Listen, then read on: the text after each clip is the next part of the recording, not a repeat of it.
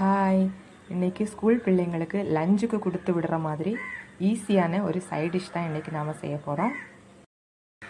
இதுக்கு பொட்டேட்டோவை இந்த மாதிரி நீள வாக்கில் கட் பண்ணிக்கோங்க.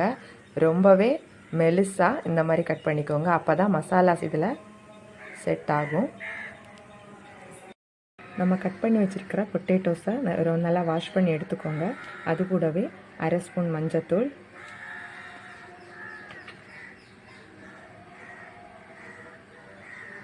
ஒரு 3/4 ஸ்பூன் மிளகு பொடி,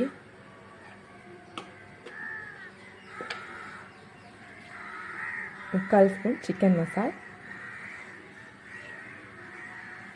தேவையான அளவு உப்பு சேர்த்து என்ன கை வச்சு நல்லா மிக்ஸ் பண்ணிக்கோங்க. இது 3 பொட்டேட்டோக்கு இந்த மசாலா கரெக்டாக இருக்கும். சூடானதுக்கப்புறம் நம்மளோட பொட்டேட்டோஸை அந்த எண்ணெயில் போட்டு ஃப்ரை பண்ணி எடுத்துக்கோங்க. இந்த பாருங்கள், நம்மளோட பொட்டேட்டோ ஃப்ரை ரெடி ஆகிடுச்சு. அப்படியே ஃப்ரெஞ்ச் ஃப்ரைஸ் மாதிரி இருக்குது.